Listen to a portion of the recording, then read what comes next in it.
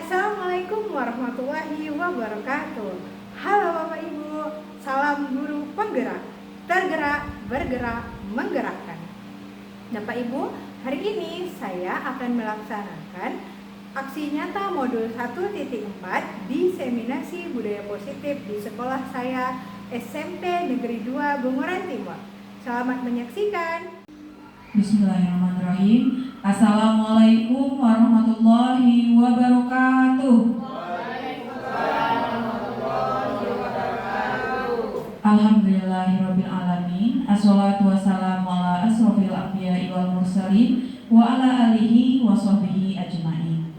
Yang terhormat Wakil Kepala SMP Negeri 2 Bunguran Timur, yang terhormat Bapak Ibu Majelis Guru SMP Negeri 2 Bunguran Timur beserta tenaga kependidikan, yang terhormat Ibu Harni Oktavina selaku calon guru penggerak angkatan 10 Kabupaten Natuna Provinsi Kepulauan Riau. Alhamdulillah, puji syukur hadirat Allah Subhanahu wa taala, karena berkat rahmat dan hidayahnya lah hari ini kita bisa berkumpul di ruangan ini dalam keadaan sehat walafiat dalam rangka diseminasi budaya positif yang akan disampaikan oleh Ibu Harni Oktavina, calon guru penggerak angkatan 10 Kabupaten Natuna Provinsi Kepulauan Riau. Salawat beriring salam, marilah kita kirimkan ke baginda Rasulullah SAW dengan ucapan Allahumma sholli ala Sayyidina Muhammad wa ala ali Sayyidina Muhammad. Baiklah, kita masuki acara selanjutnya, yaitu kata sambutan dari Wakil Kepala SMP Negeri 2 Bunguran Timur, Ibu Sosialina SPDI. Kepada Ibu kami silakan.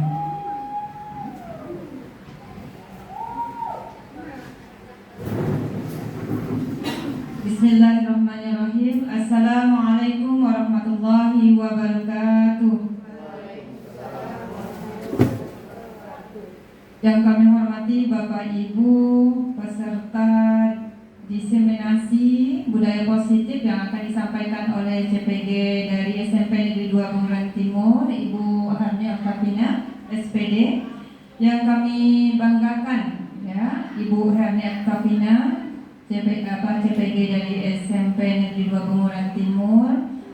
Alhamdulillah, bersyukur kepada Allah Subhanahu wa taala, pada hari ini kita bersama-sama dapat bersilaturahmi untuk bersama-sama membuka wawasan yang akan kita dengarkan bersama disampaikan oleh Ibu Harni Oktavina tentang budaya positif yang ada, yang mungkin memang sudah ada di lingkungan sekolah kita, namun perlu ada beberapa perbaikan yang akan disampaikan oleh Ibu Harni Oktavina.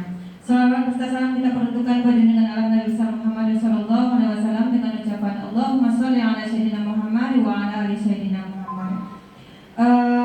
Ibu CPG yang kami banggakan, tentunya pada kegiatan ini kami sangat berterima kasih. Mungkin ada beberapa gagasan baru yang akan Ibu sampaikan dan mudah-mudahan dapat kita terapkan di sekolah kita ini. Jadi untuk menyingkat waktu, demikian saja dari kami. Saya mewakili Bapak Kepala Sekolah. Mohon maaf jika ada salah dan hilang dalam penyampaian. Saya beri assalamualaikum warahmatullahi wabarakatuh.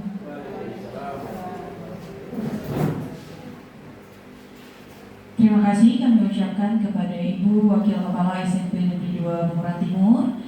Acara selanjutnya yaitu acara inti kita pada hari ini, yaitu penyampaian aksi nyata diseminasi budaya positif yang akan disampaikan oleh Ibu Harni Oktavina, calon guru penggerak angkatan 10 Kabupaten Natuna Provinsi Kepulauan Riau. Kepada Ibu kami silakan.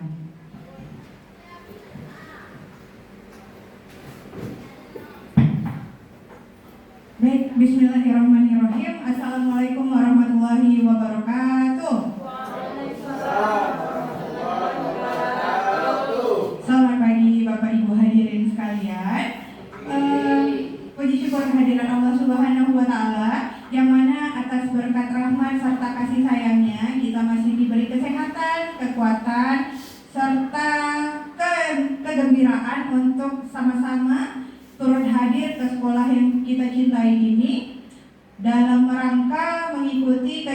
aksi nyata diseminasi budaya positif yang akan saya lakukan pada hari ini. Nah, sholawat beserta salam tak lupa kita hadiahkan kepada Nabi junjungan alam Nabi Muhammad SAW dengan lafaz Allahumma sholli ala sayyidina Muhammad wa ala ali sayyidina Muhammad yang telah membawa kita dari alam kejahiliaan menuju alam yang penuh kecanggihan teknologi seperti yang kita rasakan pada saat ini. Baik, sebelumnya saya ucapkan terima kasih sebesar-besarnya kepada Ibu Wakil Kepala Sekolah yang sudah memberikan motivasi yang cukup luar biasa buat saya, bagi kita semua juga. Dan terima kasih saya ucapkan kepada rekan saya Ibu Nuzuria karena sudah bersedia untuk membuka kegiatan pada hari ini. Bapak Ibu, hari ini izinkan saya menyampaikan dan berbagi informasi yang saya dapatkan selama saya mengikuti pendidikan CGP kurang lebih sudah berjalan 2 bulanan ini. Nah, adapun nanti yang ingin saya sampaikan mungkin bukan terkesan menggurui, namun saya mengajak Bapak Ibu bagaimana cara kita menerapkan budaya positif di sekolah. Sebenarnya saya merasa belum pantas untuk menyampaikan ini kepada Bapak Ibu semuanya, mengingat Bapak Ibu sebagai guru senior, rekan kerja saya tentu punya kelebihan yang lebih hebat lagi daripada saya. Namun semoga apa yang saya sampaikan hari ini nanti dapat menjadi manfaat bagi kita semua. Amin, amin ya rabbal alamin. Baik, oke, Bapak Ibu, sebelum kita mulai seperti biasa penyegaran terlebih dahulu, boleh saya minta Bapak Ibu untuk berdiri semuanya. Ya, boleh Bapak Ibu ya. Ice breaking kita pada hari ini adalah menangkap noni. Nah, menangkap noni. Noni ini siapa? Jadi Bapak Ibu, si noni ini setiap saya menyebutkan nama si noni. Oke, sebelumnya ada instruksi yang tertinggal. Bapak Ibu silakan angkat tangannya. Yang bagian kanan di sini. Oke. Yang sebelah kiri seperti ini ya. Jadi posisinya seperti ini Bapak Ibu. Oke, bisa? Seperti ini ya Bapak Ibu ya. Oke. Jadi saya akan berstorytelling selama Bapak Ibu angkat tangan. Saya akan berstorytelling dengan cerita keluarga si noni ini.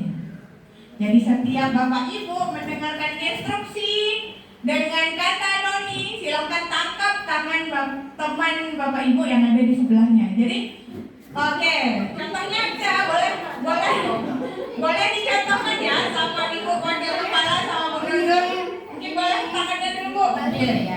Contoh ya Bu, contoh. Contoh, tangannya. Oke, tangannya tangkap. Posisinya sama pula ya. Enggak, kalau yang ujung berarti nggak apa-apa. Biar di ujung ya. Nah, Bang ya, contohnya gini ya Bapak Ibu. Suatu hari di sebuah desa tinggallah sebuah keluarga kecil. Kenapa ya nak?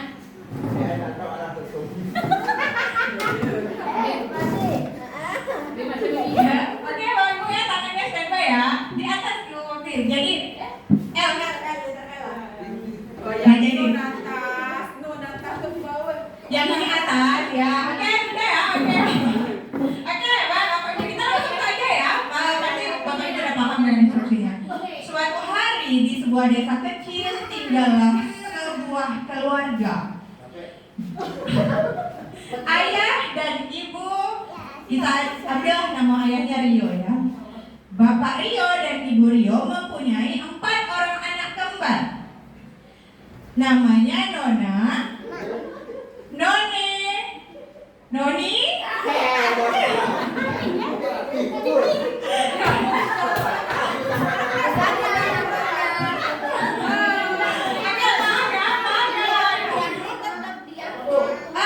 Tangan Priyanti. Jadi tangannya pada sebelah itu kanan aja ya, yang angkat temannya gitu ya. Priyanti kan angkat berarti karena ada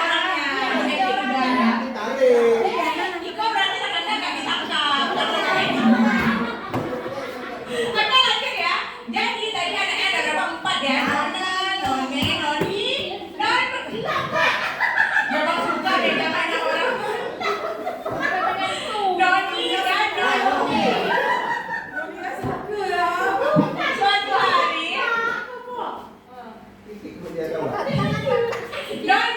kemudian pergi sekolah bersama Noni.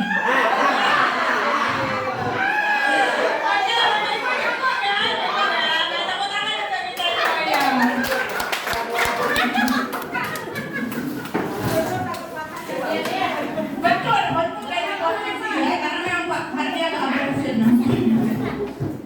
Baik Bapak Ibu, terima kasih. Cukup Pak untuk menyadarkan pikiran yang lagi banyak tugas ini ya, yang berat dengan masalah hidup. Setidaknya saraf-saraf ketawanya, senyumnya sudah terpancar. Baik Bu Nazar, boleh lanjut? Oke, Bapak Ibu seperti biasa, sebelum melakukan kegiatan, izinkan saya menyampaikan kesepakatan kelas. Kenapa saya buat kesepakatan kelas? Kira-kira contohnya akan seperti ini. Bapak Ibu boleh mengaktifkan mode daring atau silent pada gadget Bapak Ibu. Saling menghargai dan menghormati sesama peserta audiens tentunya ketika kegiatan berlangsung nanti.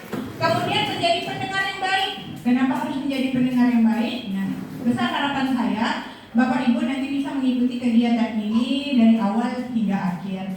Kemudian izin terlebih dahulu jika akan keluar dari ruangan. Nah, izin dalam hal ini jika kondisinya memang udah misalnya kebelet gitu, boleh Bapak Ibu silakan untuk izin keluar. Kemudian boleh makan dan minum sama kegiatan berlangsung. Boleh sambil dicicip hidangan yang ada di depannya Bapak Ibu, tapi kalau kurang jangan minta lagi ya, karena memang segitu jatahnya. Oke, selanjutnya nanti mungkin boleh kita sesuaikan saja. Baik, Ibu Nazar boleh lanjut? Nah, jadi Bapak Ibu, hari ini yang akan saya sampaikan ini adalah terkait 6 konsep inti dari budaya positif.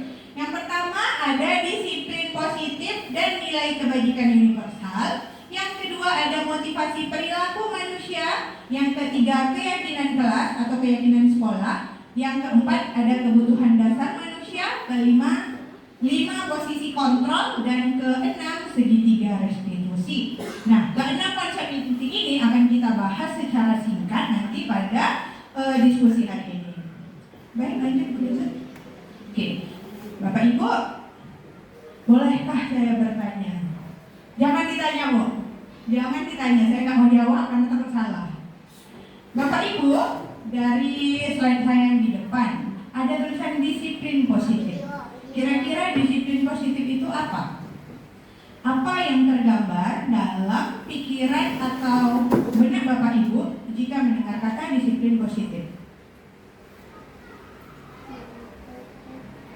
Ya Bapak Ibu silahkan. Berdasarkan pemahaman Bapak Ibu sendiri aja dulu. Disiplin positif.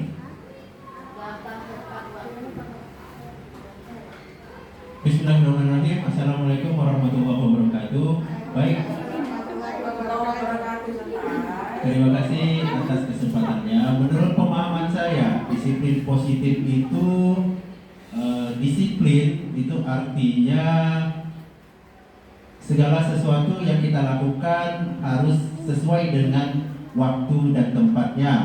Kemudian positif adalah hal-hal yang baik. Jadi menurut saya disiplin positif adalah segala sesuatu yang kita kerjakan yang bernilai baik dan sesuai dengan posisi dan komposisinya. Terima kasih. Baik, terima kasih. Teman-teman terus pemahaman ya. Jadi disiplin positif ini tadi menurut Pak Hardi apa hal-hal yang kita lakukan harus sesuai dengan komposisi, waktu dan aturan. Dan kemudian kegiatan yang dilakukan itu adalah kegiatan yang baik pula, gitu ya Pak Mardi. Selanjutnya tadi saya dengar ada dari sebelah sini, boleh? Assalamualaikum warahmatullahi wabarakatuh. Kalau salah maaf ya. Kalau disiplin positif nih biasanya kita menerapkan yang ada di tempat kita kerja, umpamanya datang tepat waktu, balik pas waktu balik.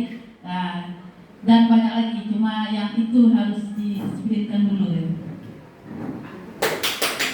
Baik, teman-teman untuk BRP ya. Nah, kalau menurut BRP disiplin itu adalah datang tepat waktu, pulang tepat tertampar sebenarnya saya.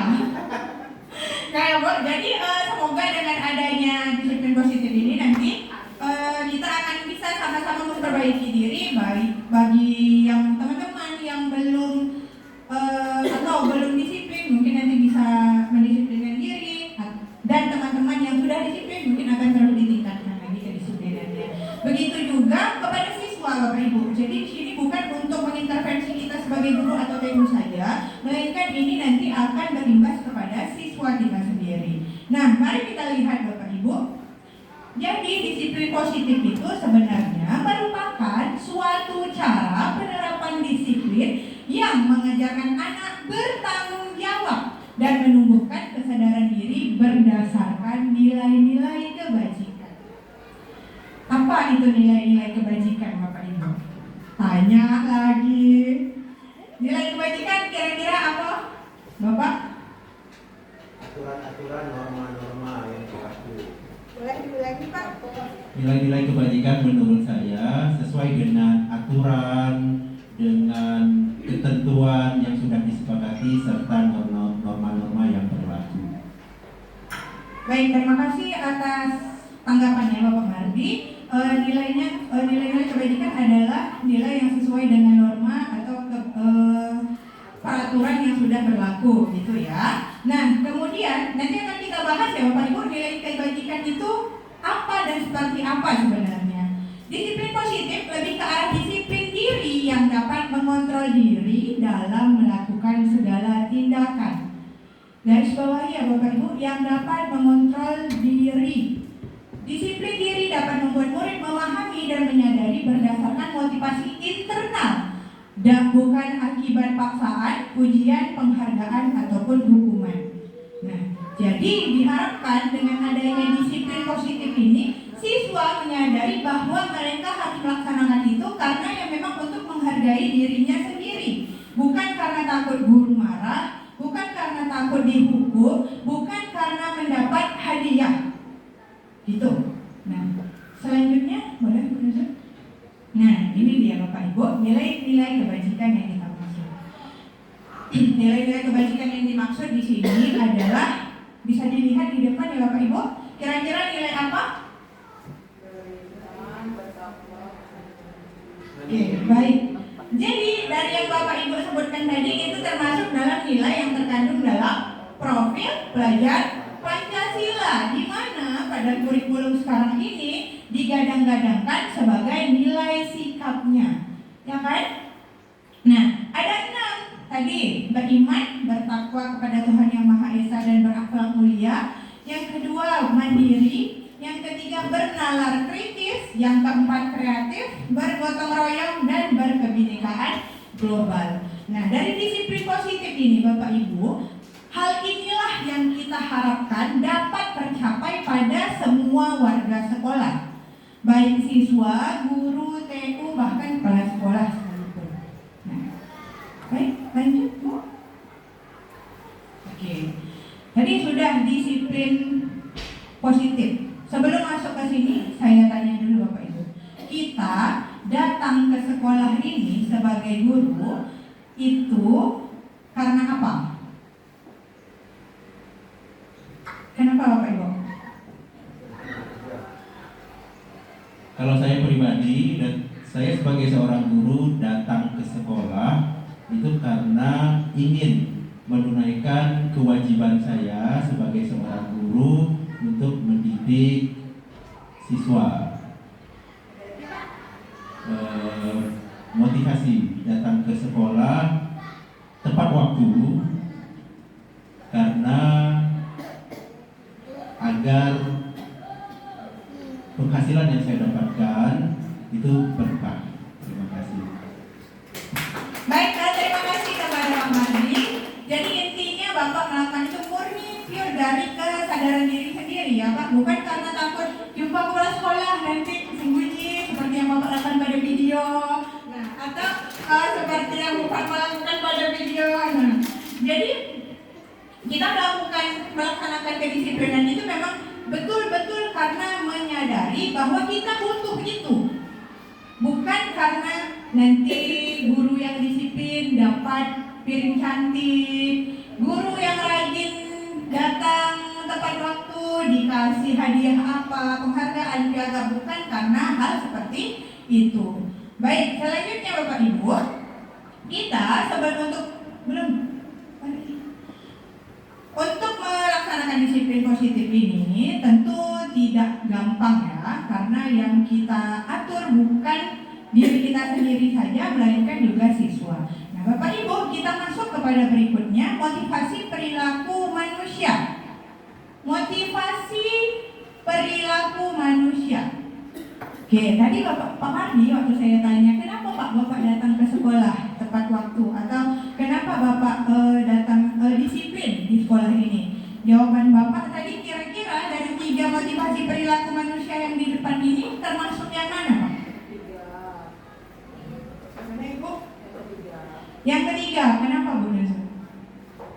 Karena Bapak Mardi tadi mengatakan bahwa melakukan itu karena keinginan sendiri, kesadaran sendiri, ingin melaksanakan kewajiban, ingin merasakan ketenangan. Ini bukan berarti ketidaknyamanan dalam hukuman ya, tapi kenyamanan atas diri sendiri. Karena dengan menghargai diri sendiri berarti kita nyaman, sehingga kita merasakan apa yang kita dapatkan itu berupa penghasilan atau dan lain-lain, merasa berkah, tenang. Baik, terima kasih atas tanggapannya Bu Nuzur. Baik, sebelum kita menanggapi tanggapan dari Bu Nuzur, tadi kita lihat motivasi yang pertama terlebih dahulu ya. Untuk menghindari ketidaknyamanan atau hukuman. Adakah Bapak Ibu yang datang ke sekolah untuk menghindari rasa ketidaknyamanan atau hukuman ini? Ada? Ada?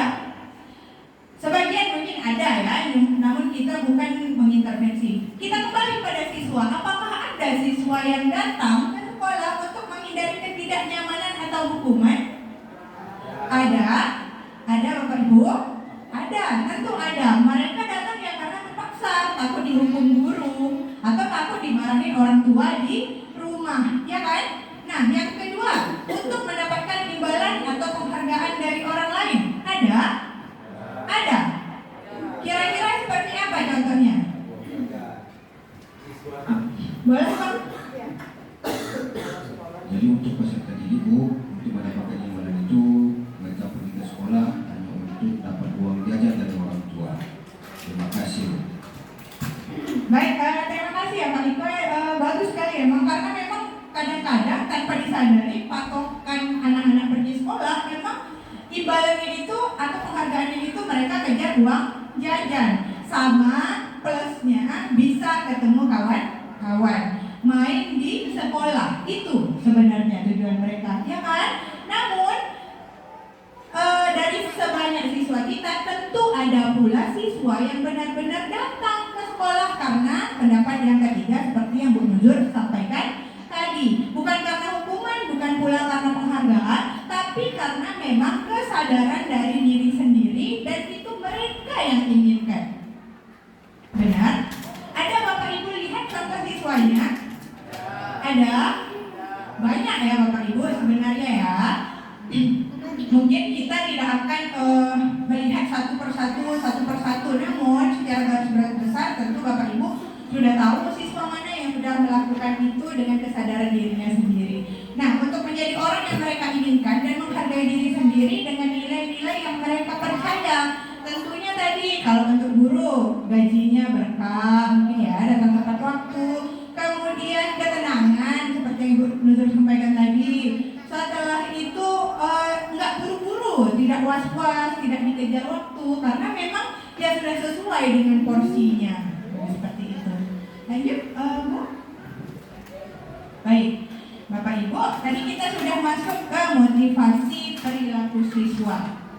Nah, motivasi perilaku siswa tadi ada 3 kan? Masih ingat Bapak Ibu? Motivasi perilaku siswa tadi masih ingat? Yang pertama boleh diulangi bersama? Yang pertama? Menghindari ketidaknyamanan atau hukuman. Yang kedua? Untuk mendapatkan imbalan dan penghargaan. Yang ketiga? Berdasarkan kesadaran dari diri sendiri untuk menghargai tentunya berdasarkan nilai-nilai kebajikan yang ia pahami, gitu ya. Nah, selanjutnya Bapak Ibu, setelah kita mengetahui disiplin positif itu apa, kemudian motivasi mereka melakukan itu apa, sekarang kita berpindah keyakinan sekolah atau kelas. Apa itu keyakinan sekolah atau kelas? Boleh saya minta suara yang dari belakang, Pak? Keyakinan kelas atau sekolah? Assalamualaikum warahmatullahi wabarakatuh. Waalaikumsalam warahmatullahi wabarakatuh. Kalau sepengetahuan saya keyakinan sekolah atau kelas itu seperti peraturan-peraturan yang dibuat bersama, baik-baik itu di sekolah ataupun di dalam kelas. Baik, terima kasih untuk kopi, saya ambil kelas. Nah, jadi saya ambil ini, saya copy paste kembali. Menurut kopi tadi, keyakinan sekolah atau kelas itu adalah peraturan yang dibuat secara bersama-sama untuk membuat ketertiban di sekolah atau kelas itu sendiri. Nah, jadi Bapak Ibu, kenapa bahasanya ini adalah keyakinan sekolah atau kelas, bukan peraturan atau peraturan sekolah atau peraturan kelas? Kenapa menggunakan kesepakatan? Mohon silakan Ibu Kopi kembali. Kalau peraturan itu kan sudah ditentukan oleh guru misalnya gitu kan. Sementara kalau keyakinan atau kesepakatan kelas itu yang menyepakati itu semua, bukan hanya guru tapi siswa juga ikut terlibat. Ataupun kalau sekolah mungkin pendidik, tenaga kependidikan sekolah mungkin terlibat. Siap. Terima kasih untuk Kopi.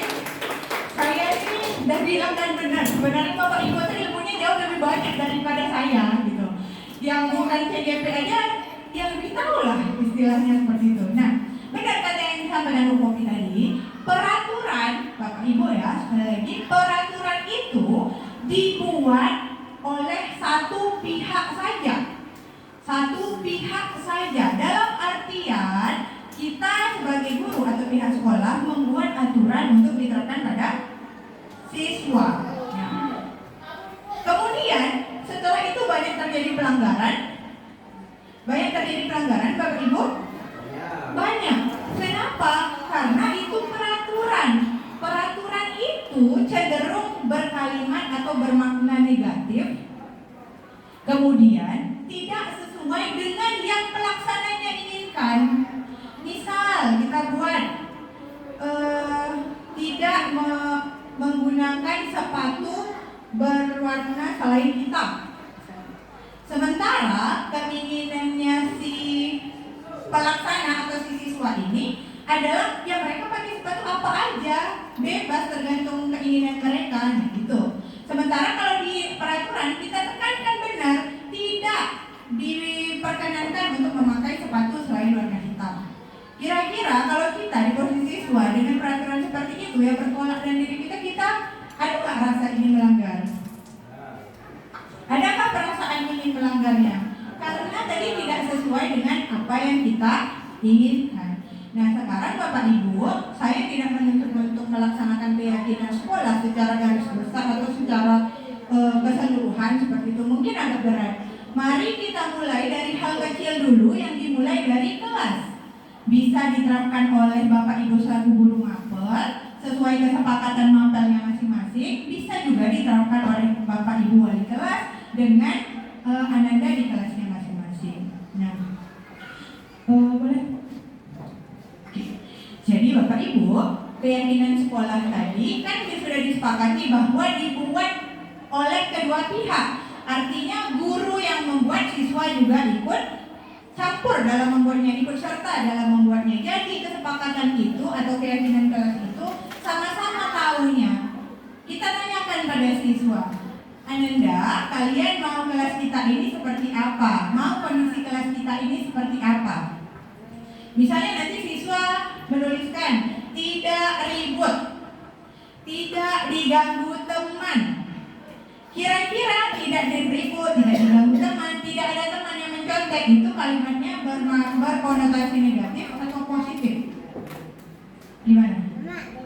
Berkonotasi negatif, cenderung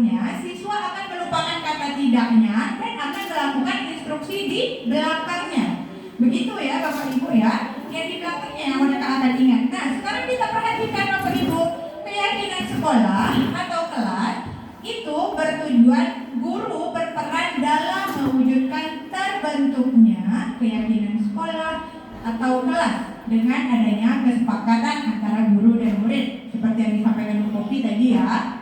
Selanjutnya, keyakinan sekolah atau kelas berupa pernyataan-pernyataan universal yang mudah diingat dan dipahami dan harus diterapkan di lingkungan sekolah. Jadi Bapak Ibu, nanti saya boleh minta tolong Ibu catatkan di atas itu aja ya. Bapak Ibu, sebelum kita ke materi selanjutnya, saya mohon kesediaan Bapak Ibu untuk masing-masing menyumbangkan satu kalimat peraturan kelas. Peraturan ya, belum keyakinan ya Bapak Ibu. Dalam artian boleh makna negatif, boleh langsung kalimat positif yang biasanya jaga kebersihan gitu. Silakan.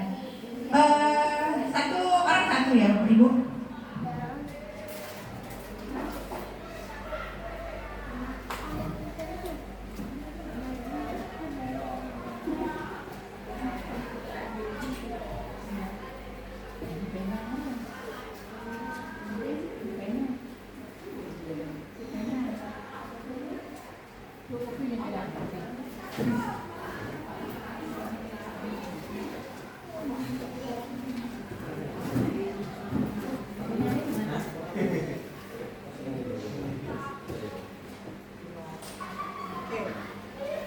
Baik Bapak Ibu, saya berikan waktu 2 menit. 1 menit cukup lah ya. Oke. Buat satu kalimat saja Bapak Ibu yang berisi peraturan kelas atau peraturan sekolah yang Bapak Ibu inginkan. Misalnya tuh tidak membuang sampah sembarangan, tidak kebut-kebutan membawa motor, tidak menggeber-geber ya kalau di sini bawa motornya, terus tidak terlambat datang ke sekolah misalnya. Oke, nanti setelah itu kita kumpulkan.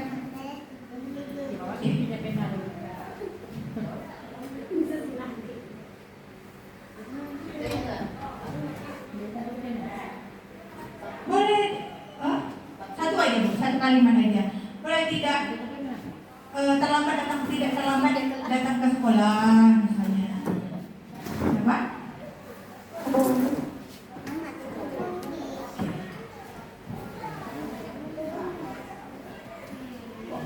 Pak Iko jangan curhat Pak.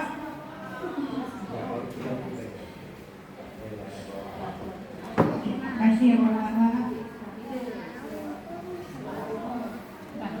Sudah Ibu?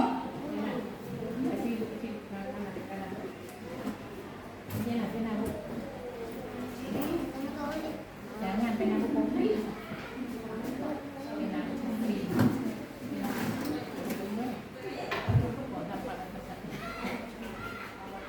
Nah, ini namanya kalimat positifnya sih. Sudah Ibu? Jangan curhat ya, saya bilang satu kalimat aja.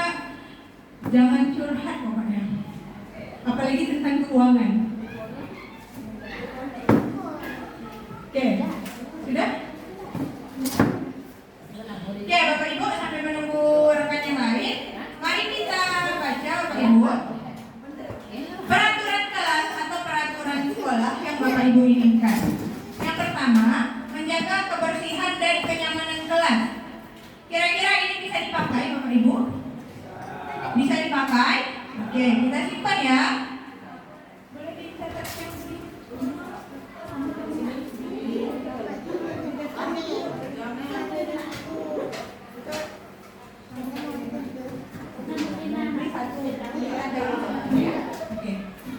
Oke ya.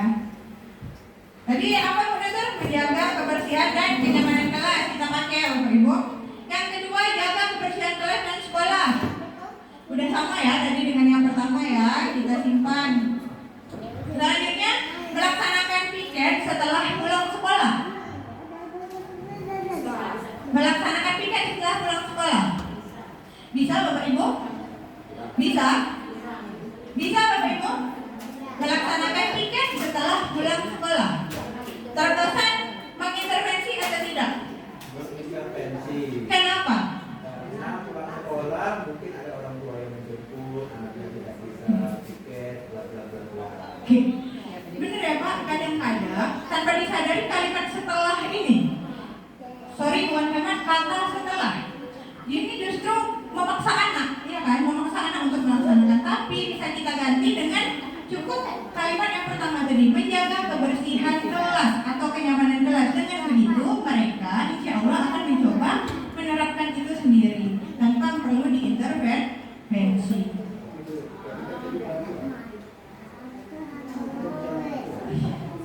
Oke, ya benar-benar.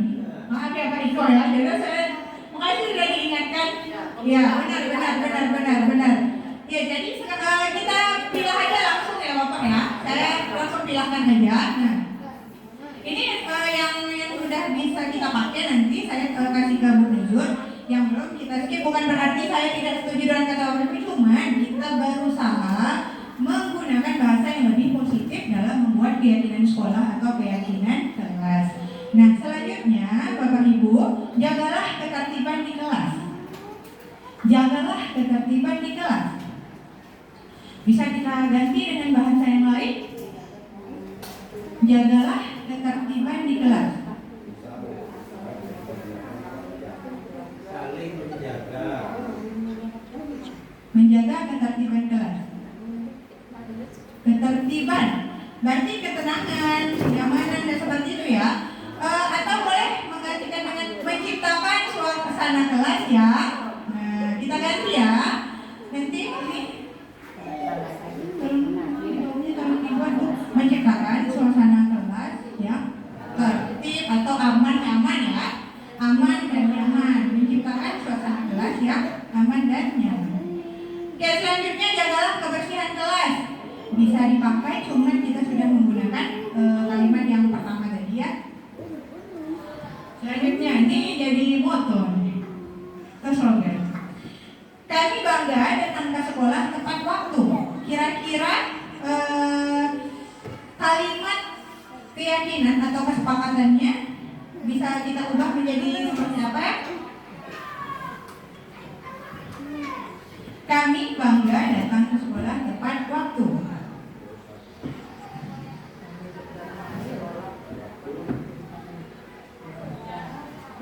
Kami bangga datang ke sekolah tepat. Kami itu lebih menanamkan keyakinan pribadi gitu ya, ya Bu ya. Maksudnya secara pernyataannya itu universal gitu, secara keseluruhan tanpa ada embel-embel subjeknya. Datanglah, yakin? Datanglah terkesan menyuruh dengan kata lah, datanglah. Jadi aja apa kan? Kami bangga datang ke sekolah tepat waktu. Sebenarnya datang ke sekolah tepat waktu juga sudah termasuk kalimat ya atau keyakinan yang positif. Ini bisa diganti. Ini yang di situ ini mana? Ini oke. Ini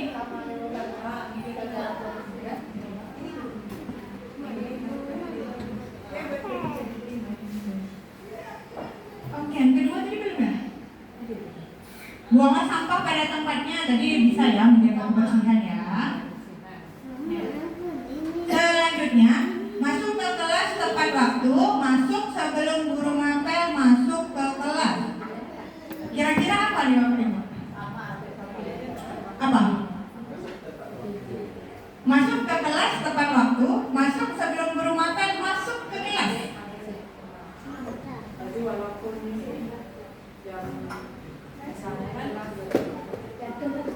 7.30 masuk. Nah, anak-anak kan kadang belum masuk ke kelas. Ketika guru sudah di kelas, anak-anak masih di kantin atau apa gitu. Jadi maksudnya tuh sebelum gurunya di kelas, dia sudah semuanya di kelas. Kata-kata yang pasnya belum pas kata-katanya. Baik, Bapak Ibu bisa dipahami ya kalimat yang ini ya. Masuk ke kelas tepat waktu, masuk sebelum guru ngapel masuk ke kelas. Menunggu guru di dalam kelas. Tidak mengintervensi, menunggu, meminta kita menunggu berarti Pak. Bagaimana kalau kita ubah kalimatnya dengan saling menghormati dan menghargai antar sesama anggota kelas. Kenapa saya bilang saling menghormati dan menghargai Bapak Ibu? Sejatinya kalau siswa masuk ke kelas tidak tepat waktu, apalagi guru sudah mulai pembelajaran, tentu siswa itu tidak menghargai orang yang ada di dalam kelas. Benar Bapak Ibu? Bapak Ibu sendiri merasa terganggu? Merasa terganggu dengan kehadiran mereka atau pintu baru masuk, belum lagi temannya kenyenyesan melihat mereka datang terlambat. Kira-kira mereka perlu menghargai orang lain yang ada di dalam kelas tersebut. Ibu tolong diganti nanti saling menghargai dan menghormati antara sama anggota kelas. Selanjutnya buang sampah pada tempatnya tadi dah ada ya Bapak Ibu ya. Nah, piket kelas. Piket kelas ini kira-kira yang gimana? Kira-kira gimana? Piket kelas.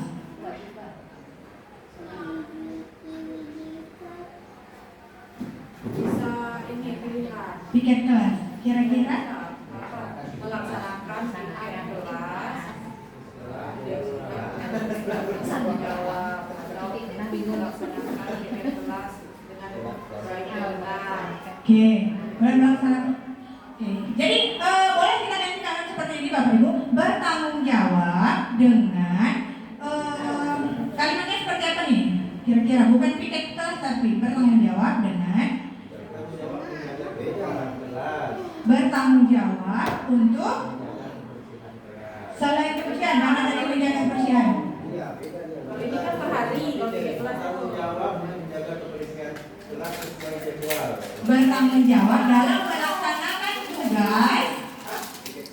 kalau gitu nanti dia bilang hari ini aku piket, berarti hari ini aja apa jaga kebersihan. Dan saya apa? Bukan jadwalnya, jadi kalau saya jaga kebersihan.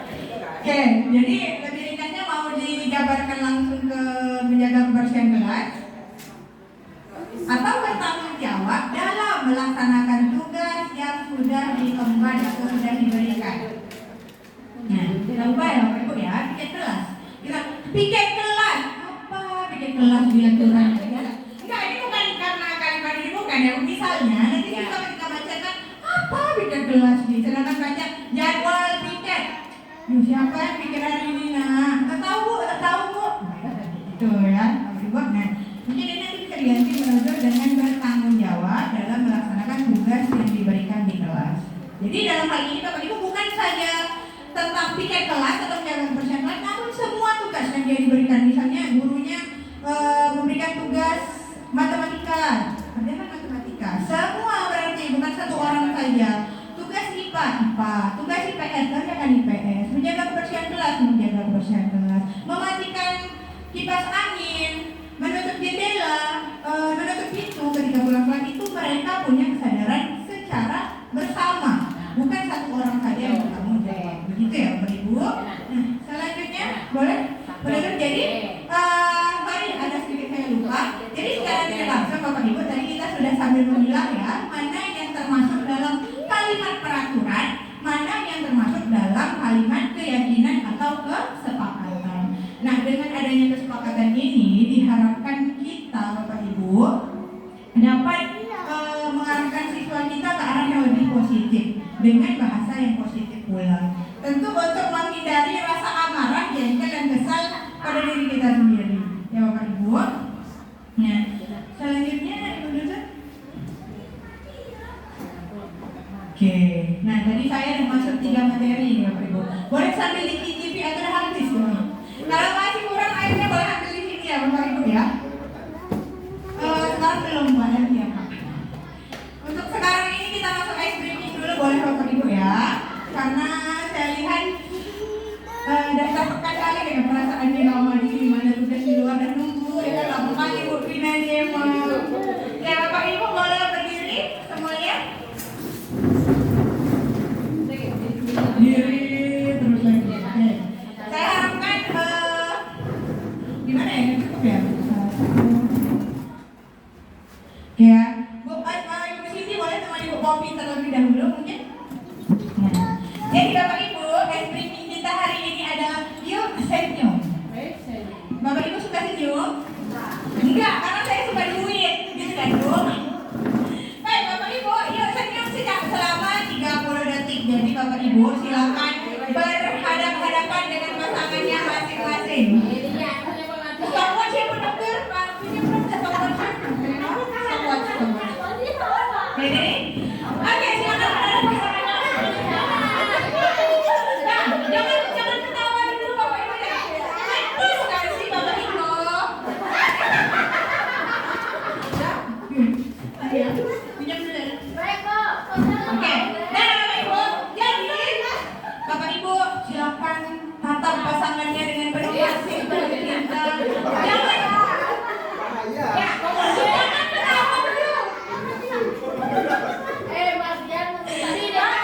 Bapak Ibu, ini saya stopwatch ya, 30 detik. Bagi Bapak Ibu yang gagal, nanti kita ada hadiah di depan. Senyum. Kalau di kalau bahagia saya dipakai budaya positif, jadi namanya nggak kasih hukuman gitu. Baik, maka Bapak Ibu ya, kita mulai ya. Pasangannya. Kemudian jangan jangan curang ya. Mundur deh, pasti. Oke, 30 detik senyum, bukan ketawa, senyum. Tidak, senyum. Gigi saya. Senyum. Jadi ibu suka senyum. Senyum. Pokoknya senyum bukan ketawa. Baik Bapak Ibu, silakan ditatap pasangannya. Jangan tatap pasangan orang lain. Ya. Sebentar. Oke. Ya, kalau ketawa saya bilang ada hadiahnya. Ya, kita mulai. 1, 2, 3. Masih lama, nanti saya senyum lihat tatapan temannya dengan penuh cinta, penuh kasih. Yang selama ini mungkin pernah melakukan kesalahan atau mengucapkan kata-kata yang salah, bisa saling meminta maaf berdasarkan bahasa mata. Matanya jangan ditutup ya, matanya lihat temannya. Oke, tepuk tangan untuk Bapak Ibu semuanya.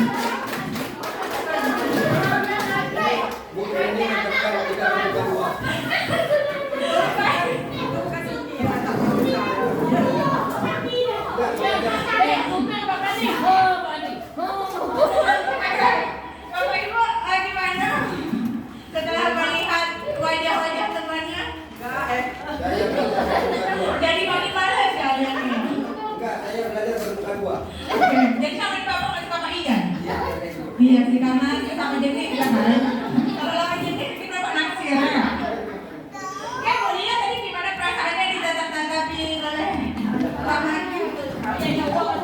Menghindari tatapan saya. Bapak hipnotis ya, Bu ya? Gimana tadi perasaannya berhappy setelah ditatap Bujana? Enak. Wow, astagfirullahaladzim sekali ya.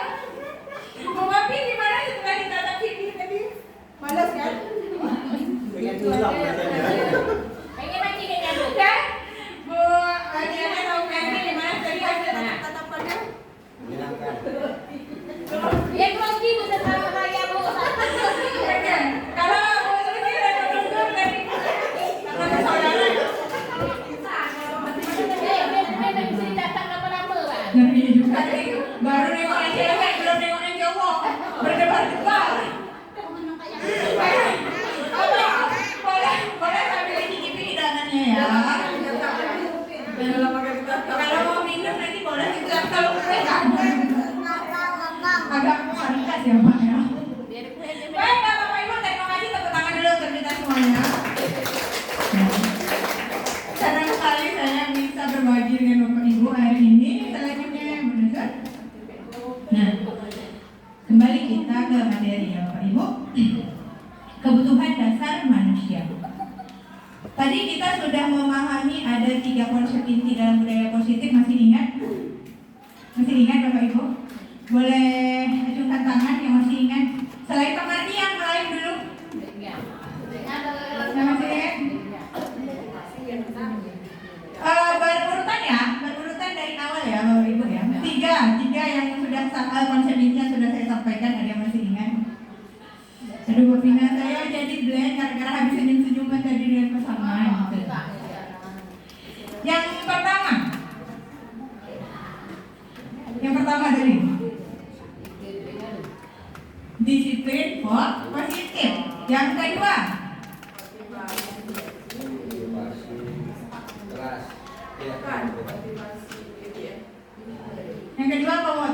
dari Pak Iko, disiplin positif. Yang kedua,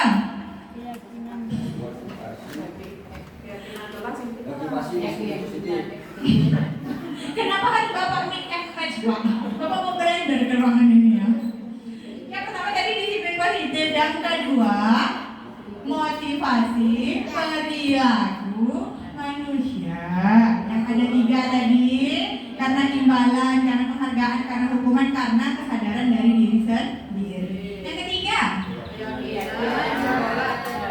keyakinan sekolah atau keyakinan kelas yang sudah Bapak Ibu kerjakan tadi di sini ya. Dan sudah kita sepakati kalimat positifnya itu atau kalimat keyakinan dan kesepakatannya itu kira-kira seperti apa. Nah itu Bapak Ibu mungkin nanti setelah ini bisa Bapak Ibu terapkan di kelasnya masing-masing, termasuk saya juga sebagai salah satu upaya cara mungkin bisa diterapkan nanti ya di semester depan ya, sebagai salah satu cara atau upaya bagaimana kita menertibkan siswa kita dengan hal yang lebih positif atau aura yang lebih positif. Selanjutnya Bapak Ibu masuk yang keempat, kebutuhan dasar manusia. Kebutuhan dasar kita sebagai manusia itu apa ya Bapak Ibu? Dari Bu Yanti, kebutuhan dasar kita sebagai manusia. Makan, minum. Boleh. Kalau ekonomi, kebutuhan dasar manusia itu pangan, sandang, yaitu pakaian, dan yang ketiga itu papan atau bangunan. Tapi kalau yang lain itu mungkin kebutuhan dasar manusia itu dilindungi, dihargai, terus adanya rasa kasih sayang atau afeksi dan lain-lain. Baik, terima kasih ya Bu Kopi ya. Nah, lagi-lagi sudah hampir tepat nih Bu. Tadi berdasarkan ekonomi tadi sandang, pangan, papan, ya kan? Sandang, pangan, papan. Kebutuhan dasarnya. Tadi selain itu dilindungi, butuh kasih sayang, Bu Susi? Butuh kasih sayang, Bu Evi? Butuh rasa diterima, diakui oleh orang lain, butuh? Oke. Jadi Bapak Ibu, kebutuhan dasar manusia itu sejatinya ada 5. Kira-kira sebelum beralih ke slide, dalam ruangan ini kebutuhan dasar manusia apa yang sudah kita lakukan?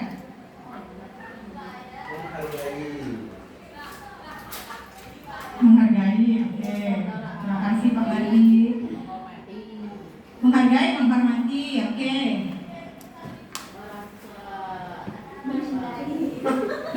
Gara-gara ditangkap tadi ya Bu? Bayar di lebih dari kita 1 malam, kita 30 detik. Oh, dia masih tanya nih kan?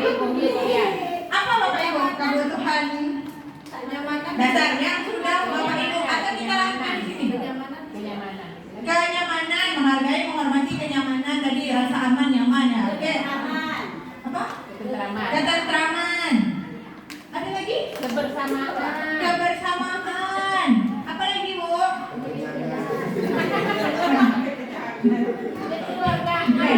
Jadi Bapak Ibu, yang saya dengar tadi kekenyangan itu adalah kebutuhan dasar paling utama Bapak Ibu. Kekenyangan berkaitan dengan makanan.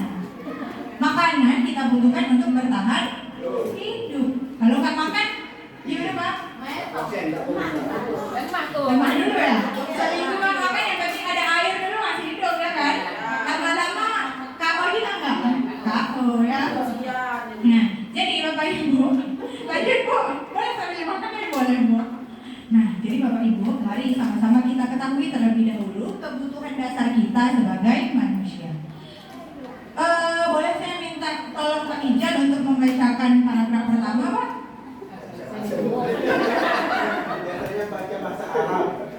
Kebutuhan dasar manusia. Malaysia. Ketika seorang murid melakukan suatu perbuatan yang bertentangan dengan nilai-nilai kebajikan atau melanggar peraturan, hal itu sebenarnya dikarenakan mereka gagal memenuhi kebutuhan dasar mereka. Baik, terima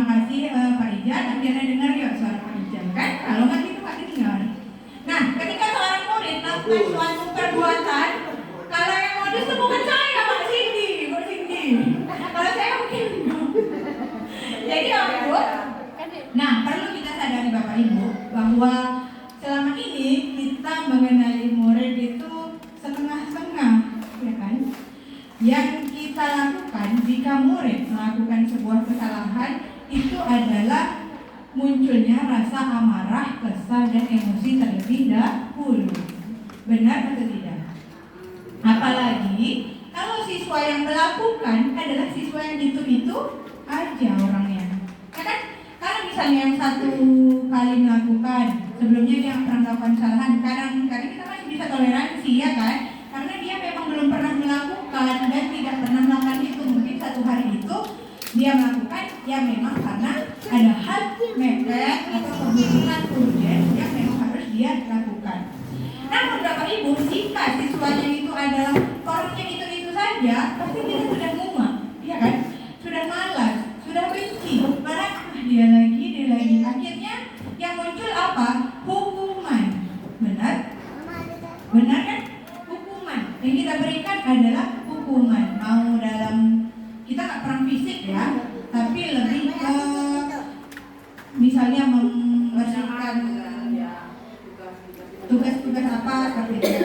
Nah, perlu Bapak Ibu ketahui juga Bapak Ibu, ternyata hukuman yang kita berikan selama ini yang dalam bentuk membaca Al-Quran lah, datang terlambat disuruh ngaji lah, itu menurut kita sudah mendidik. Benar? Itu sudah mendidik ya Bapak Ibu ya.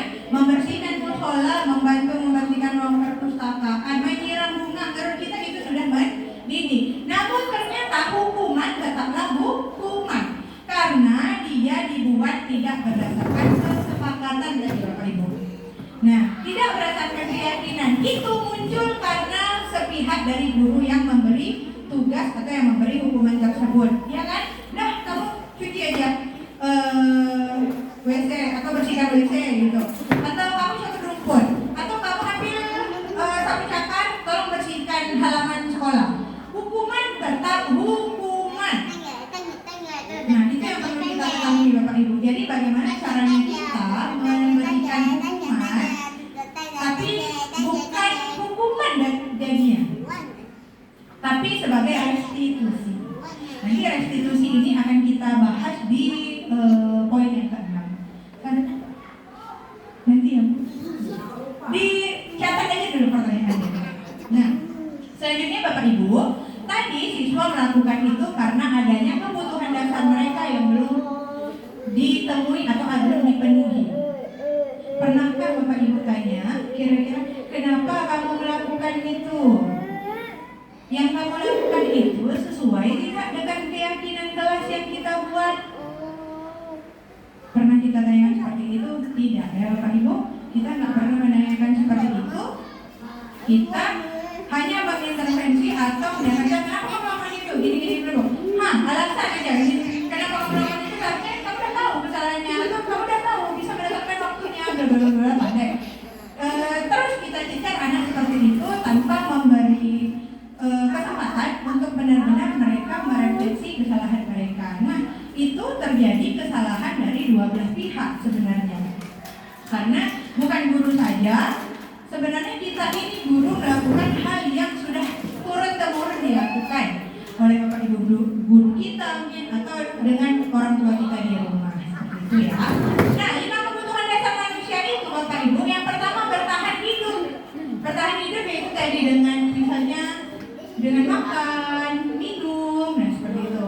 Kemudian kasih sayang dan rasa diterima, penguasaan, kebebasan, dan kesenangan.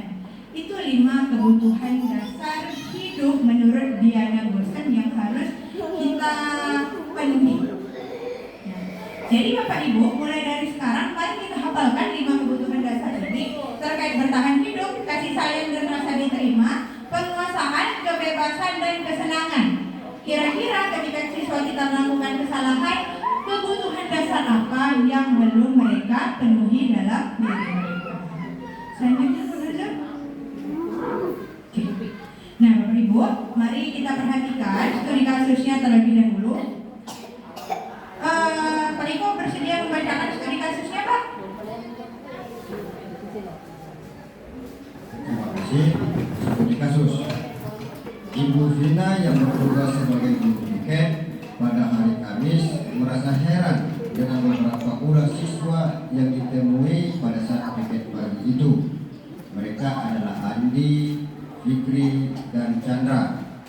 Ketiga murid ini kedapatan memakai sendal saat pergi ke sekolah. Setelah diusut, ternyata mereka hampir setiap hari melakukan hal itu.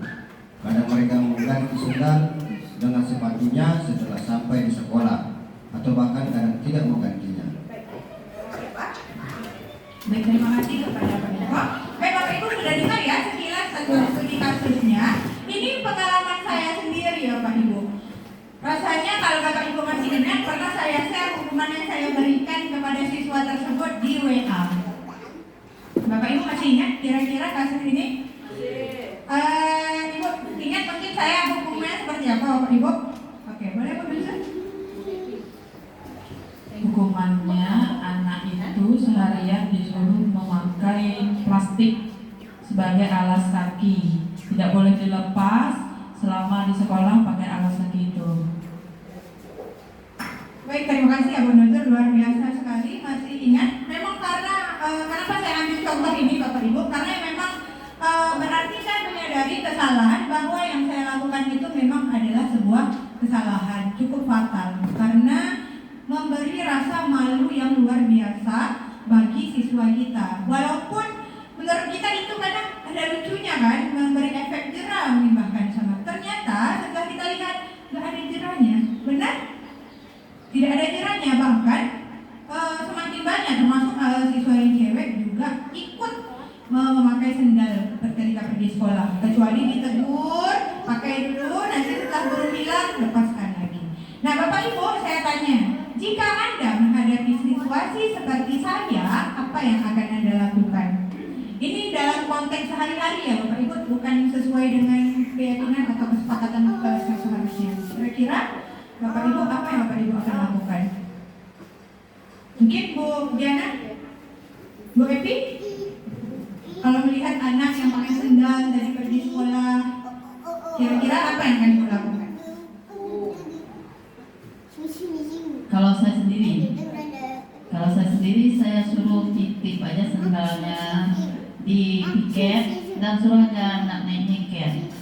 Nah, karena itu peraturannya suruh pakai sepatu, bukan suruh pakai sendal. Terima kasih ya Bu Epi. Tadi Ibu lebih memilih untuk melepaskan sepatunya, tinggalkan di meja piket, biar mereka nyikat, ya kan? Ada lagi Bapak Ibu? Kira-kira jika menghadapi situasi seperti ini apa yang akan Bapak Ibu lakukan? Oke, anggaplah satu nih ya. Nah kemudian kira-kira apa alasan Andi, Fikri, dan Chandra melakukan hal itu? Nanti akan berkaitan Bapak Ibu dengan 5 kebutuhan dasar itu. Jadi Kalau situasi seperti itu, seperti yang Bu Vina bilang tadi, apa yang dihadapi anak, pertama kali kita harus menanyakan terlebih dahulu. Kenapa hari ini memakai sendal? Apa kendalanya? Sepatunya kenapa? Kemudian jika jawaban anak memungkinkan, misalnya sepatu saya kemarin hilang Bu, diambil anjing misalnya satu, belum sempat beli. Ya, berarti itu sebagai catatan kita saja. Lalu kita sampaikan besok usahakan sudah beli sepatu baru, pakai sepatu. Jika dia pakai sendal, sendalnya disimpan dulu. Karena bagi anak-anak lainnya mereka tidak tahu alasan itu. Mereka taunya oh dia pakai sendal. Kemudian jika anak ini alasannya karena memang malas pakai sepatu Bu, panas lah apa-apa, baru kita sampaikan peraturan sekolah kita memakai sepatu. Kenapa harus pakai sepatu? Karena seperti ini. Kemudian kita menyuruh anak itu pakai sepatu, sendalnya kita tangkap. Kita kasih peringatan untuk hari itu, besoknya baru kita lihat kembali. Kemudian kalau misalnya sudah ketiga kali masih seperti itu, baru kita memberi peringatan, mungkin surat peringatan pertama begitu. Mungkin dari saya. baik, luar biasa sekali Abu Nuzur ya, dengan pendekatan pertamanya ya, ditanya terlebih dahulu anaknya kenapa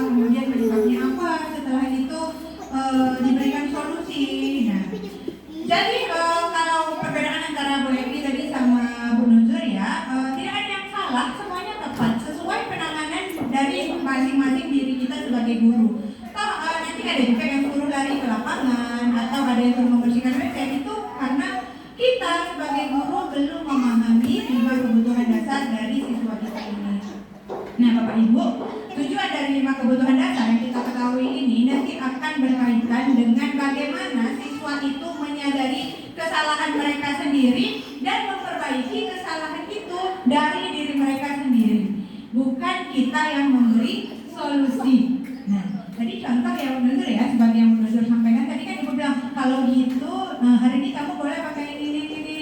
Nanti jangan pakai lagi ya sepatunya. Itu kira-kira Ibu Nuzur yang memberi solusi atau siswanya? Dari Ibu ya. Nah, jadi Bapak Ibu, tujuan kita pada hari ini membentuk budaya positif di sekolah. Bagaimana caranya agar siswa membentuk keyakinan diri mereka sendiri, sehingga kesalahan mereka sadari benar-benar dari mereka sendiri, kemudian mereka juga menyadari benar-benar dari mereka sendiri untuk memperbaiki kesalahan itu, bukan karena adanya intervensi, paksaan, atau hukuman dan penghargaan dari kita sebagai guru tadi. Lanjut Bu. Nah, jadi ini Bapak Ibu, kalau kita perhatikan kasusnya tadi, alasan yang pertama, Andi, Fikri, dan Chandra memakai sendal sejak berangkat dari rumah. Mereka merasa senang dan keren saat teman-teman memperhatikan perbuatan mereka. Maka kebutuhan yang berusaha mereka penuhi adalah kasih sayang dan rasa diterima. Kenapa? Karena dalam hal ini mereka benar-benar melakukan karena ingin diperhatikan oleh teman-temannya. Benar atau tidak? Ketika mereka pakai sendal, apakah akan diperhatikan teman? Tentu ya Bapak Ibu, karena menyalahi aturan kan. Teman-teman pakai sepatu, dia pakai sendal, tentu orang melihat dia. Kenapa pakai sendal? Nah, mereka harapannya bisa diterima, inginnya diterima di situ. Yang kedua Bapak Ibu, alasannya dengan melanggar peraturan sekolah, mereka bertiga menganggap bahwa mereka adalah anak hebat dan akan disegani oleh teman-temannya. Kebutuhan yang berusaha mereka penuhi apa? Rasa powerful, kekuasaan atau penguasaan. Benar atau tidak Bapak Ibu? Dengan itu mereka merasa lebih hebat. Anak yang merasa super power itu mereka butuh yang namanya dipenuhi kebutuhan dasar kekuasaan. Nah, mari kita perhatikan ananda kita siapa kira-kira yang melakukan hal itu karena membutuhkan pengakuan untuk kekuasaannya, merasa hebat, merasa super power. Dan alasan ketiga, Andi, Fikri, dan Chandra melakukan hal itu dengan penuh kesadaran, dan saat dipanggil guru dan disoroti teman-temannya, mereka bahkan senyum-senyum dan tidak merasa bersalah. Kebutuhan yang coba mereka penuhi adalah kesenangan. Jadi mereka itu merasa senang. Kebutuhan dasar mereka itu mereka ingin kesenangan. Karena disorak teman tadi kan, mereka itu senyum-senyum, bukan rasa bersalah. Kalau kita melakukan kesalahan biasanya kan nunduk, ya kan? Jadi ini kebutuhan dasar ya Bapak Ibu. Nah, untuk mencari ini nanti kita akan gunakan segitiga restitusi namanya, tetap pada poin ke-6. Selanjutnya Ibu. Nah, baik Bapak Ibu, tadi terkait materi apa?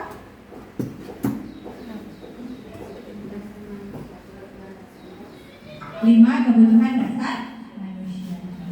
Itu dari sisi siswanya ya, atau orang yang akan kita terapkan keyakinan.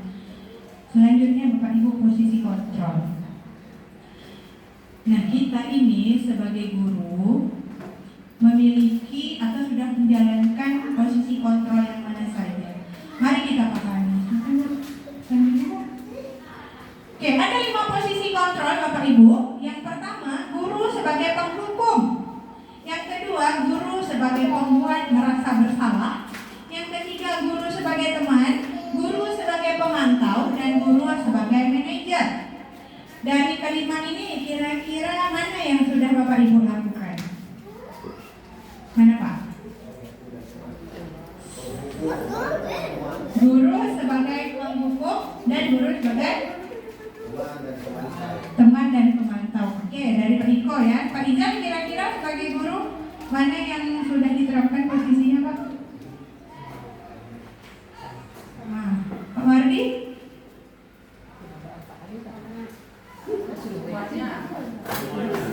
Semuanya. Bu, iya, kira-kira seandainya posisi sebagai guru. Sama saja deh. Semuanya betul. Oke, Bu Kopi. Yang mana yang sudah posisi Ibu dijalankan? Oke, benar. Semua. Oke, Bu Diana. Sadar atau tidak sadar? Semuanya. Jangan nampak nama tu ya. Saya baca di dalam sebagai penghukum, pembuat merasa bersalah, teman, pemantau, dan manajer. Nah, jadi Bapak Ibu dari kelima ini kita patut mengenal terlebih dahulu ya. Kalau misalnya kita melaksanakan kelimanya, silakan Bapak Ibu. Boleh lanjut? Oke. Nah, mari kita baca. Guru sebagai penghukum. Seorang penghukum bisa menggunakan hukuman fisik maupun verbal. Benar?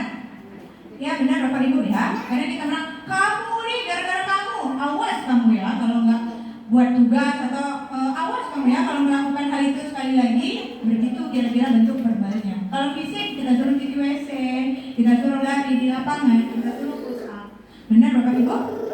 Guru sebagai penghukum. Kedua, guru sebagai pembuat rasa bersalah. Pembuat rasa bersalah akan menggunakan keheningan yang membuat orang lain merasa tidak nyaman, bersalah atau rendah diri. Kamu gak kasihan sama Bapak Ibu. Kamu gak kasihan ya lihat orang tua kamu.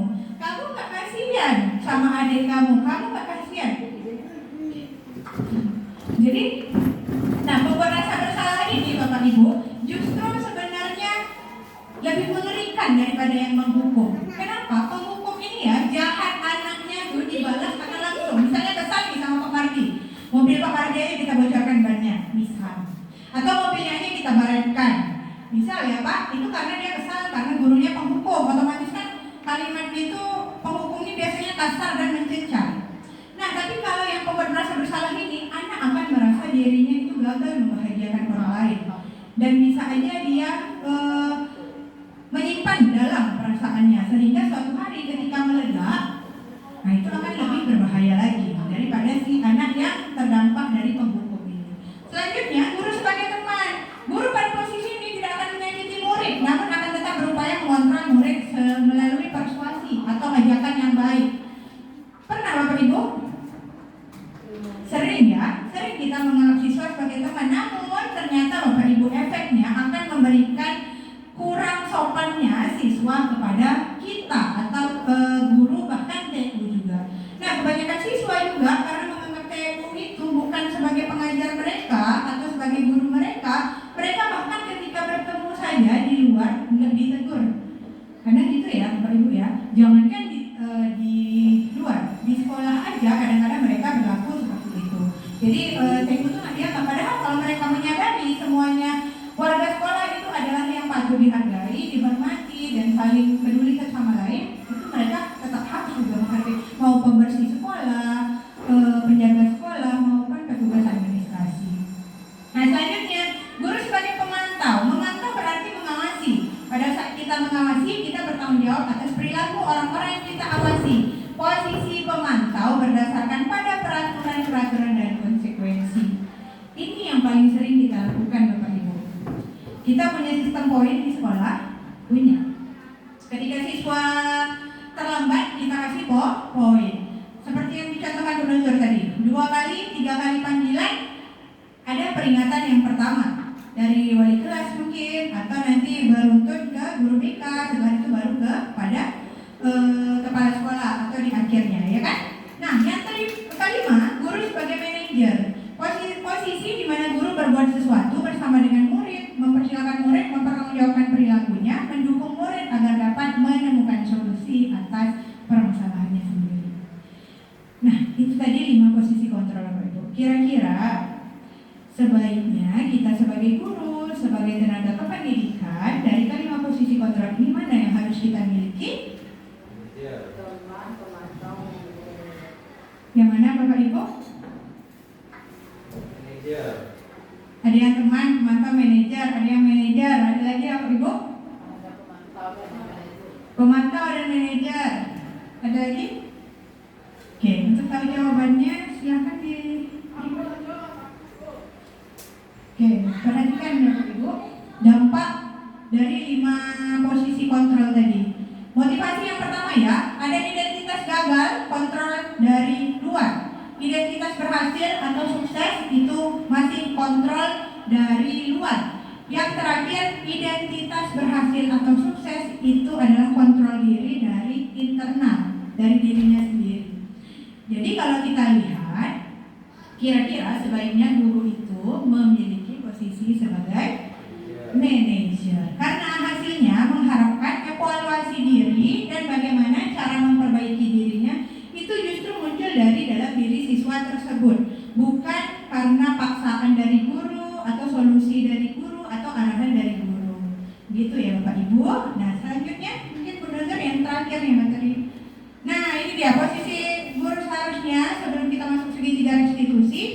Di antara 5 posisi kontrol tersebut sebaiknya kita memiliki posisi kontrol sebagai manajer. Guru dapat berbuat sesuatu bersama murid, mempersilahkan murid bertanggung jawab dan mendukung murid agar dapat menemukan solusi. Selain itu, manajer mengacu pada restitusi yang dapat menjadikan murid sebagai manajer bagi dirinya sendiri sehingga dapat tercipta identitas positif pada diri murid. Nah ini dia Bapak Ibu yang kita harapkan. Siswa menyadari kesalahan dirinya sendiri tanpa harus intervensi dari orang lain. Baik, menurut yang selanjutnya. Nah ini yang terakhir ya Bapak Ibu. Segitiga restitusi mungkin Bapak Ibu juga waktunya udah nggak cukup banyak. Lanjut Bu. Ini ada segitiga restitusi Bapak Ibu. Kami memberi logonya seperti ini, segitiga restitusi. Setiap sisinya itu, yang pertama adalah menstabilkan identitas, yang kedua validasi tindakan yang salah, yang ketiga menanyakan keyakinan. Nah nanti Bapak Ibu dalam menerapkan budaya positif diharapkan kita bisa menerapkan ketiga tahapan segitiga restitusi ini. Yang gimana segitiga restitusi itu adalah proses menciptakan kondisi bagi murid untuk memperbaiki kesalahannya sehingga karakter mereka lebih kuat ketika kembali pada kelompoknya. Ya Bapak Ibu, jadi kalau mereka kembali pada kelompoknya atau setelah kita panggil nih, kamu gini kita marahin, mereka kembali ya udah biasa aja. Tapi kalau mereka menyadari dari dirinya sendiri, oh berarti tadi aku tuh salah, besok-besok seharusnya yang harus aku lakukan adalah seperti ini. Dari diri saya sendiri muncul. Lanjut Bu.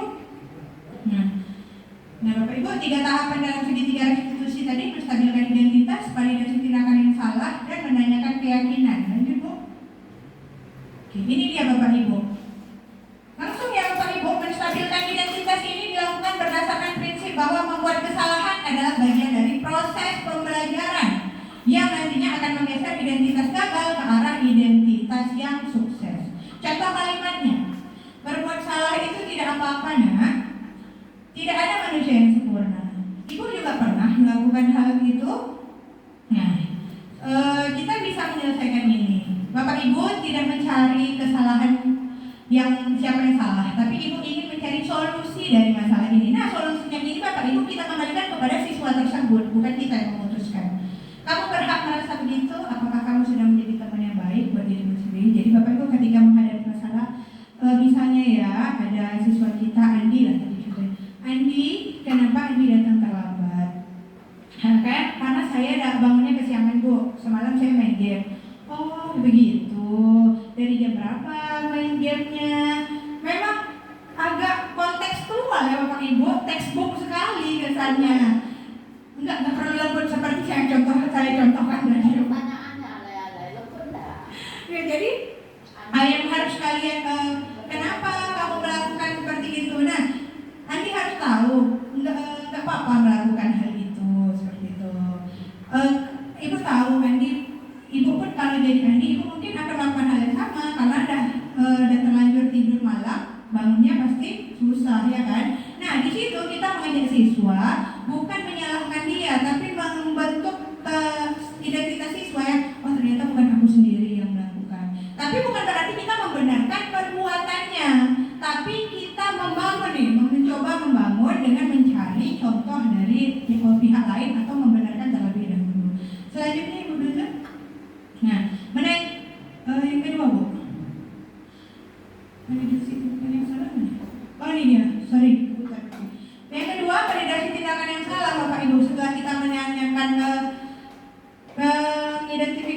tadi. Kemudian yang kedua, validasi tindakan yang salah berdasar prinsip bahwa setiap perilaku berupaya memenuhi kebutuhan tertentu. Nah, kebutuhannya tadi apa? 5 kebutuhan dasar yang sudah kita bahas tadi. Contoh kalimatnya, padahal kamu bisa melakukan yang lebih buruk dari ini ya, kamu pasti punya alasan mengapa melakukan itu. Nah, kita tanyakan kenapa dia melakukan hal itu. Kamu patut bangga pada dirimu sendiri karena kamu telah melindungi sesuatu yang penting buatmu.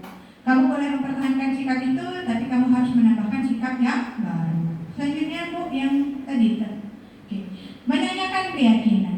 Menanyakan keyakinan dilakukan dengan memberi pertanyaan bermakna pada murid atau anak untuk memunculkan motivasi secara intrinsik. Contoh, apa yang kita percaya sebagai kelas atau keluarga? Apa nilai umum yang telah kita sepakati? Apa bayangan kita tentang kelas yang ideal? Kamu mau jadi orang seperti apa? Nah, dari hal pertanyaan ini Bapak Ibu tadi menyerempet lagi kembali ke keyakinan kelas atau keyakinan sekolah. Misalnya dia datang terlambat, Andi dengan terlambat itu sudah melanggar keyakinan yang mana? Kedisiplinan Bu. Kira-kira kedisiplinan itu penting nggak buat kamu? Penting Bu.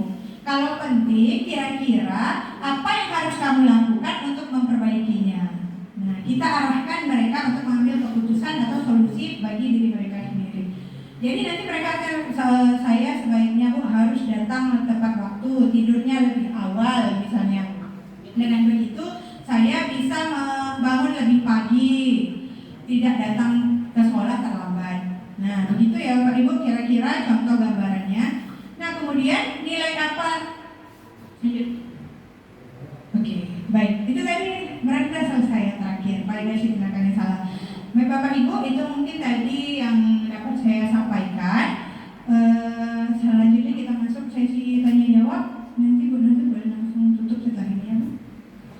Kita masuk sesi tanya jawab. Mungkin bagi Bapak Ibu yang ingin bertanya saya persilahkan. Besar harapan saya ada beberapa pertanyaan yang Bapak Ibu ajukan terkait materi hari ini.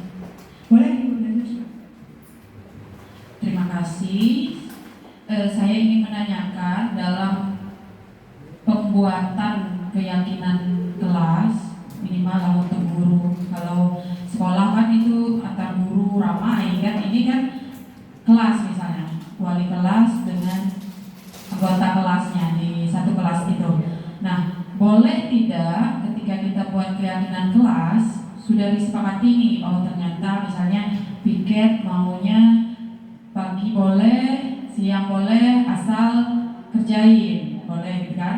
Tapi di terakhir kita ada konsekuensi. Misalnya kita bilang jika terlambat membayar uang kas sampai 1 bulan lamanya maka didenda 5.000. Boleh nggak? Atau kita bilang hukuman, misalnya jika tidak piket 3 kali maka akan dihukum beres 1 kelas lingkungan luar, misalnya gitu. Boleh tidak? Ya. Ada juga pertanyaan lain sih. Itu dulu ya. Baik Bapak Ibu, terima kasih Bu Nunzur ya atas pertanyaannya. Jadi bagus sekali sebenarnya Bu Nunzur akan mulai mencoba membuat keyakinan kelas misalnya di kelas ya, dengan kesepakatan tentunya wali kelas dan seluruh anggota kelas.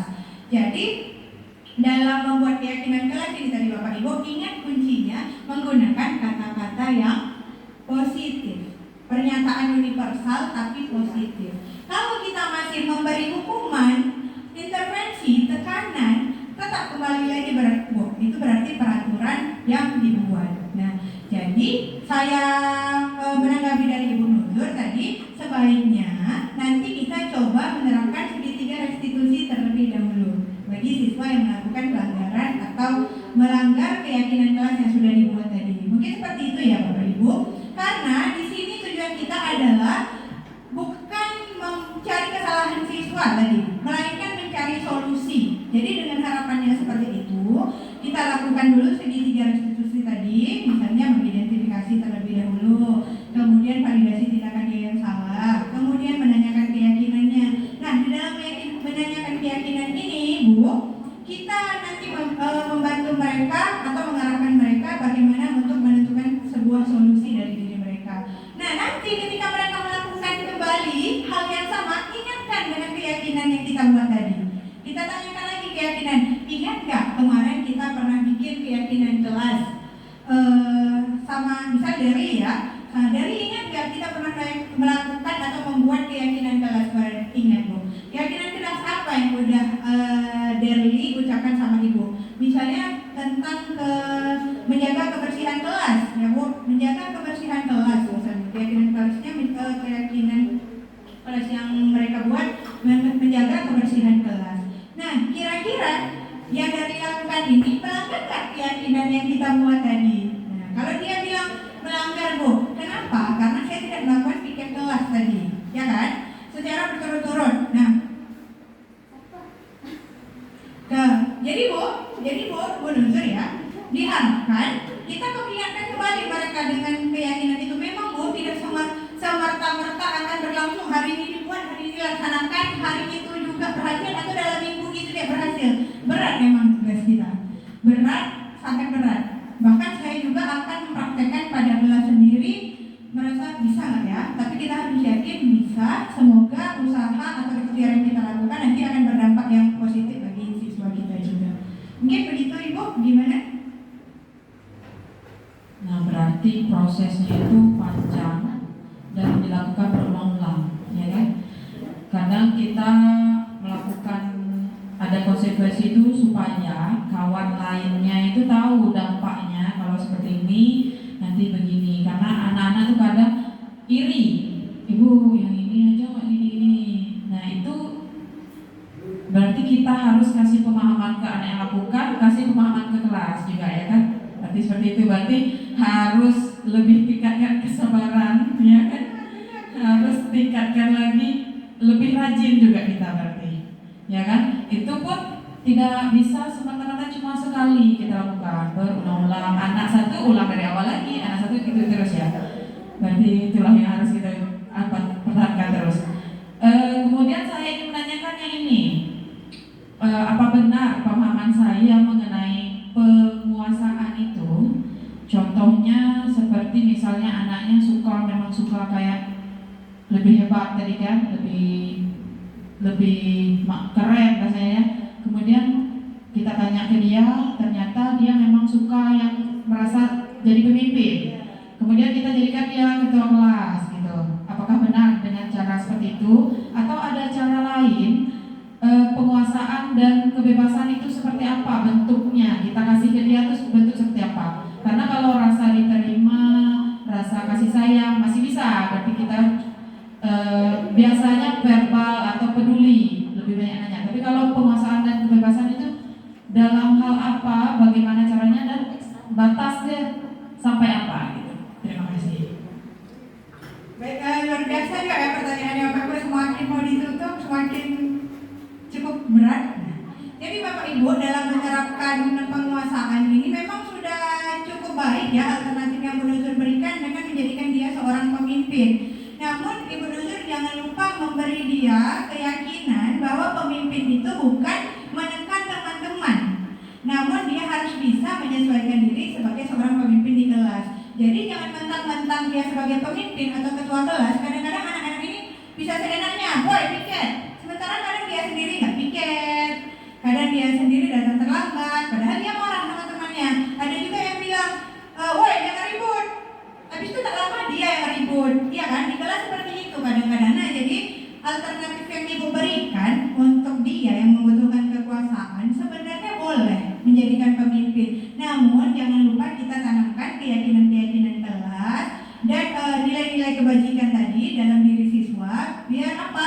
Biar berjalan seimbang. Jadi penguasaan atau kekuasaan yang dia miliki bukan dibuat untuk seenak-enaknya atau semena-mena, melainkan berdasarkan nilai kebajikan dan juga keyakinan yang sudah dibuat bersama tadi. Mungkin begitu ya Bu. Termasuk juga nilai kebebasan. Selain jadi kelas itu apa yang bisa kita beri kalau dia kurang kuasa? Sebagai orang yang kekuasaan gitu ya, mungkin bisa diikut sertakan dia dalam kegiatan OSIS, diangkat dia menjadi koordinator ya kalau di OSIS ya kan, boleh dijadikan koordinator. Namun jangan lupa ditanamkan nilai kebajikan dia terlebih dahulu Bapak Ibu. Jadi kalaupun dia punya keinginan untuk menguasai, cuman kalau dia nggak punya nilai kebajikan, ya tetap aja kekuasaannya jadi negatif. Seperti itu ya Bapak Ibu ya. Mungkin ada lagi Pak Nuzul? Baik, terima kasih.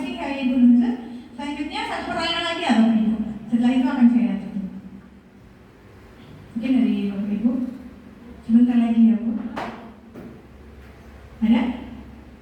Oke. Kalau tidak ada, mungkin tadi habis ya slide-nya. Sudah sampai terima kasih ya. Ada yang belum? Ini ya.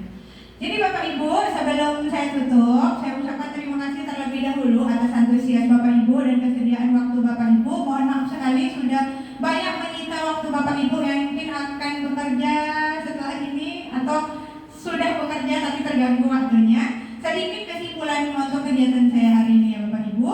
Kita sebagai seorang guru seharusnya memiliki kemampuan dalam mewujudkan budaya positif di sekolah.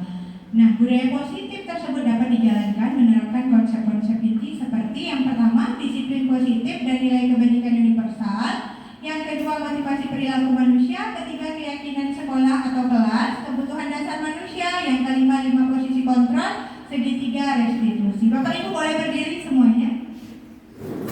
Bapak Ibu boleh berdiri semuanya karena ada lama juga duduk ya. Boleh bantu saya ya bacakan.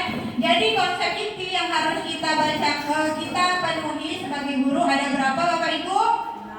6. Yang pertama,